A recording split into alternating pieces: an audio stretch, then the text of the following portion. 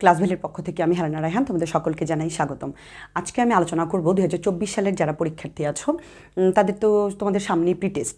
তো 1 থেকে জুনের 10 তারিখ পর্যন্ত এর মধ্যেই হয়তো তোমাদের বিভিন্ন স্কুলে পরীক্ষা শুরু হয়ে যাবে। অধিকাংশ স্কুলগুলিতে 1 তারিখে শুরু হবে, কোনো কোনো স্কুলে শুনেছি 5, 6, 7 এরকম একটু, তবে 1 থেকে 10-এর মধ্যেই শুরু হয়ে যাবে। তো প্রিটেস্টে নিয়ে অনেকে ভয় পাচ্ছ বা টেনশনে আছো। তো প্রিটেস্টে যাতে ম্যাথে খুব একটা ভালো প্রিপারেশান নিতে পারো সেই জন্য আর কি আজকের একটি সাজেশন তোমাদের জন্য। তো এই সাজেশনটিতে মূলত কী কী থাকছে, যেমন ধরো এক এক স্কুলে প্রিটেস্টে কিন্তু ফুল সিলেবাস থাকে না, এক এক স্কুলে এক একটা সিলেবাস, এক এক স্কুলের এক এক রকম। তো আমি মোটামুটি ওভারঅল সবার আছে বা থাকতে পারে এমন কিছু অধ্যায় নিয়ে এখানে আলোচনা করেছি আমি, ঠিক আছে? তোমার যে অধ্যায়টি থাকবে না তুমি সেই অধ্যায়টি বাদ দিয়ে যাবে, কেমন? তার আগে একটু বলে নেই, ক্লাস ভেল 2024 সালের পরীক্ষার্থীদের জন্য একটি ম্যাথের একটি কোর্স শুরু করেছে। কোর্সটি মূলত হবে, আমরা বলেছিলাম 1 তারিখে শুরু হবে, কিন্তু তোমাদের পরীক্ষার কথা বিবেচনা করে আমরা আমাদের কোর্সটি 15ই জুন থেকে শুরু করব। তো আমাদের কোর্সে থাকছে মূলত ম্যাথ প্লাস বাংলা দ্বিতীয় পত্র। ম্যাথের একদম ফুল সিলেবাস আমরা তোমাদেরকে কমপ্লিট করে দিব। সিকিউ একদম ধরে ধরে 15 থেকে 23 পর্যন্ত যতগুলো বোর্ড আছে আমরা বোর্ডগুলো সব কভার করবো। ইভেন কোন প্রশ্নের সাথে কোন প্রশ্নের লিঙ্ক আছে এভরিথিং আমরা তোমাকে খুব সুন্দর করে গুছিয়ে একটি পিডিএফ তৈরি করে দিব। সাথে প্রচুর এমসিকিউ আমরা সলভ করাবো, যাতে এমসিকিউতে তুমি 30-এ 30 পাও, এরকমভাবে তোমাদেরকে আমরা প্রস্তুত করব। ইভেন আমাদের যেই কোর্স আছে, মানে 2023 সালের আমরা যে কোর্সটি করিয়েছিলাম সেই কোর্সে যে স্টুডেন্টরা ছিল তারা খুব ভালো এমসিকিউতে ভালো করেছিল এবং আমাদের যেই সাজেশন সেটা 100% তাদের অনেকের কমন পড়েছিল। হ্যাঁ, প্রায় 5টি বোর্ডে 100% কমন, আর যশোর বোর্ডে আর ময়মনসিংহ বোর্ডে সেখানেও আমাদের প্রায় 80% কমন পড়েছে আমাদের সাজেশন। তো তোমরা যদি এই কোর্সে যুক্ত হও, এই কোর্স সম্পর্কিত যে কোনো কিছু জানার জন্য তুমি এই নম্বরে ফোন দিতে পারো, 01830302122। এই নম্বরে হোয়াটসঅ্যাপ আছে, চাইলে হোয়াটসঅ্যাপ অন অফ করতে পারো। এখন প্রশ্ন হচ্ছে এই কোর্সের ফি কত? এই কোর্সের ফিটা হচ্ছে মূলত 1220 টাকা। তো তুমি যদি প্রথম 200 জনের মধ্যে থাকো, মানে প্রথম 200 জনের জন্য আমরা আসলে 1020 টাকা আমাদের কোর্স ফিটা রেখেছি, মানে 200 টাকা ছাড় পাচ্ছে প্রথম 200 জন। এরপরে সাথে আরেকটি মানে অফার পাচ্ছে প্রিটেস্টে ভালো করার জন্য, তাদেরকে আমরা আমাদের যে 23 সালের যে আমরা কোর্সটি করিয়েছিলাম সেই কোর্সেও তাদেরকে আমরা অ্যাড করে দিব, যাতে 23 সালের যে ভিডিওগুলো আছে মানে পরীক্ষার্থীদের ওইখান থেকে গুরুত্বপূর্ণ ভিডিওগুলো যাতে তারা দেখে নিতে পারে এই প্রিটেস্টের এই সময়টুকুর মধ্যে তারা, ঠিক আছে? তো দুইটি অফার পাচ্ছ এখানে, 200 টাকা ছাড়ে পাচ্ছ। আরেকটি হচ্ছে প্রিটেস্টের জন্য প্রস্তুতির জন্য 2টা গ্রুপে অ্যাড হয়ে যাচ্ছ, এক হচ্ছে 24 সালের গ্রুপে অ্যাড হয়ে যাচ্ছ, আরেক হচ্ছে 23 সালে। তো 23 সালের সম্পর্কিত প্রচুর ভিডিও আছে, এমসিকিউ সিকিউ, ওগুলো দেখে প্রিটেস্টের জন্য তুমি নিজেই প্রিপারেশন নিতে পারবে, ঠিক আছে? চলো আমরা মূল ক্লাসে ফিরে যাই। আমি একদম শুরুতেই ঘ বিভাগ দিয়ে শুরু করতে চাই। কেন?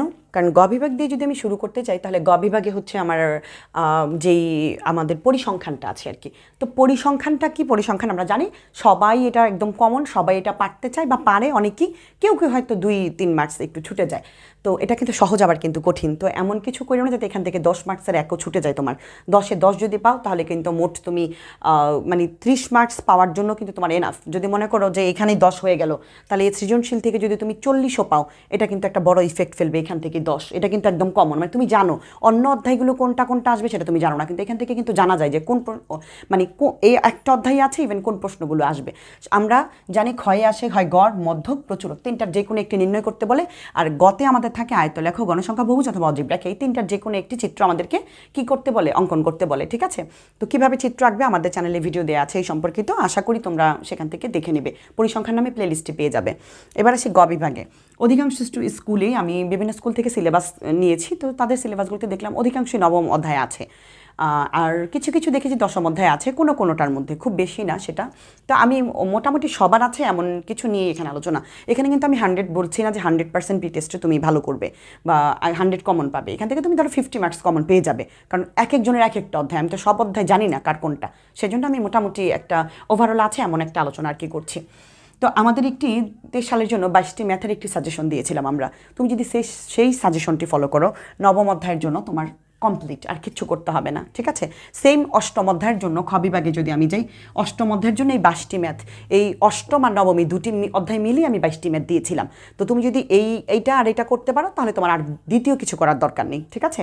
ইভেন আমাদের চ্যানেলে প্রচুর 8ম অধ্যায় নিয়ে ভিডিও দেওয়া আছে, তুমি সেগুলোও দেখতে পারো, ঠিক আছে? আর যদি কোর্সে ভর্তি হও তাহলে তো আমরা সেখানে আরও কোর্সেও প্রচুর ভিডিও আছে, সেগুলোও দেখতে পারবে। এখন প্রশ্ন হচ্ছে নতুন যে অধ্যায়টা, কোনো স্কুলে দেখেছি 15 অধ্যায়টা আছে, আবার কোনো স্কুলে দেখেছি 6 মানে 6ষ্ঠ অধ্যায়টা আছে। এখন 6ষ্ঠ অধ্যায় যাদের আছে তারা কি করবে? তারা হচ্ছে একদম প্রথমত উপপাদ্য 15, ঠিক আছে, ষষ্ঠ অধ্যায়ের, ঠিক আছে, 6.3-এর উপপাদ্য যে 15 আছে, উপপাদ্য 15টা ভেরি ভেরি ইম্পর্টেন্ট, এটা অবশ্যই করবে। আর অনুশীলনী 6.3-এর 19 নম্বর একটা সৃজনশীল আছে আর 20 নম্বর সৃজনশীলটা আছে। 20 নম্বর সৃজনশীলটা ভেরি ভেরি ইম্পর্টেন্ট, ঠিক আছে। 20 নম্বর সৃজনশীলের খটাই হচ্ছে উপপাদ্য 15, এটা যা এটা তা একই, ঠিক আছে। আর গয়ে আছে হচ্ছে একটি প্রশ্ন আছে না, বিওসি কোণ ইকুয়াল 90 ডিগ্রি প্লাস হাফ এ কোণ, এরকম আছে না, ওইটা হচ্ছে গয়ে, ঠিক আছে। তার মানে 20 নম্বরটা খুবই গুরুত্বপূর্ণ যদি তুমি 6 করো। অধ্যায় 6 আর 15 এই দুটি অধ্যায় অনেক সময় দেখা যায় মিলিয়ে মানে তোমার একটি সৃজনশীল দেয়, মানে দুটি অধ্যায় এক 6 দিল খ থেকে, আবার খ দিল 6 থেকে, আবার গ দিল 15 থেকে, বা একটার বিপরীত এরকম করে আর কি দেওয়া হয়। তো এবার দেখো 15 যদি মানে দেয় তাহলে 15 থেকে চিন্তা করবে প্রথমেই পিথাগোরাসের উপপাদ্যটা, মানে উপপাদ্য 39, ঠিক আছে, এটা 6 অধ্যায়ের সাথে রিলেটেড করে দিতে পারে। তার মানে পিথাগোরাসের উপপাদ্যটা খুবই ইম্পর্টেন্ট, যদি 15 অধ্যায় দেয় তাহলে এইটা নিয়েই চিন্তা করবে।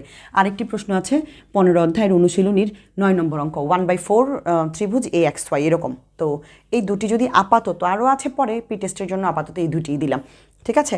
এরপরে যদি আমরা ক বিভাগে যাই, ক বিভাগের দ্বিতীয় অধ্যায় আছে, তৃতীয় অধ্যায় আছে, 11, 13, যাদের 13 আছে, আমাদের 13 অধ্যায়ের আমরা 23 সালে একটি সাজেশন দিয়েছিলাম, 7টি ম্যাথ করলেই ধারা থেকে কমপ্লিট তোমার, মানে 7টি যদি তুমি ম্যাথ করো 13.1 আর 2 দুটি মিলে 7টি তুমি মানে ম্যাথ যদি তুমি সমাধান করতে পারো তাহলে তোমার একদম 100% কমন। তো তুমি সেই সাজেশনটা ফলো করলেই তোমার হয়ে যাবে 13 অধ্যায় যাদের আছে, ঠিক আছে, যাদের নাই তো নাই। এবার আসে তৃতীয় অধ্যায়।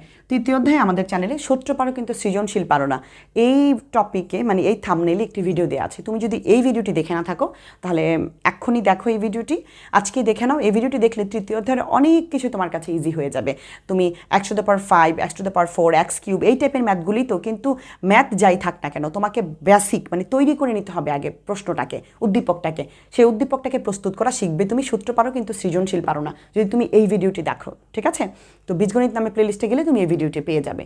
তো এটা গেল। এরপরে আসি 11 অধ্যায়। 11 অধ্যায় তো এবার নতুন, আগে ছিল না। তো 11 অধ্যায়ের মধ্যে 11.1 দুটি অধ্যায়, 11.1, 11.2। তো 11.1-এর মধ্যে তুমি করবে হচ্ছে উদাহরণ 6, ঠিক আছে, খুবই গুরুত্বপূর্ণ। উদাহরণ 6 আর 11.1-এর অনুশীলনীর 10 নম্বর একই প্রশ্ন, ঠিক আছে, একটু এদিক সেদিক, একটা XY দিয়ে আর একটা AB দিয়ে। আরেকটা আছে উদাহরণ 11, ঠিক আছে।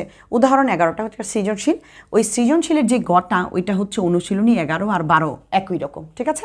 তো আমরা দিলাম কি, মানে লিঙ্ক করে দিলাম আর কি, এটা একই, তার মানে একই জিনিস দুইবার তো দেওয়ার দরকার নেই। তার মানে উদাহরণ 11টা করলে আর উদাহরণ 6টা করলে আপাতত তোমার জন্য কমন হয়ে যাবে, ঠিক আছে। আর দ্বিতীয় অধ্যায়টা তো আগেও ছিল, বা দ্বিতীয় অধ্যায়টা সবাই করেছে, 2⁴ কে সমর্থন করে। তারপরে ধরো ক্রমজোরগুলো কি, ওইখান থেকে যদি তুমি একটু করো, এগুলো আগেও করেছো, আগেও ছিল, সেই জন্য আর আমি ওইটা বললাম না, ঠিক আছে। সবচেয়ে বেশি গুরুত্বপূর্ণ বলছি 2⁴ কে সমর্থন করে, এই প্রশ্নটা একটু দেখো।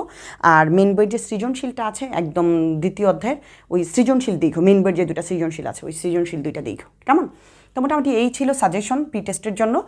তুমি যদি একটু চেষ্টা করো পি টেস্টের জন্য খুব ভালো। আমরা তোমাদের জন্য অবশ্যই তোমাদের পি টেস্টের পরই একটা সাজেশন আমরা নিয়ে আসবো, যাতে তোমরা টেস্টে এমনকি তোমাদের যে বোর্ড পরীক্ষা আছে সেটার জন্য খুব ভালোভাবে তোমরা প্রস্তুতি নিতে পারো। তো ভালো থাকো সবাই, সবার জন্য শুভকামনা।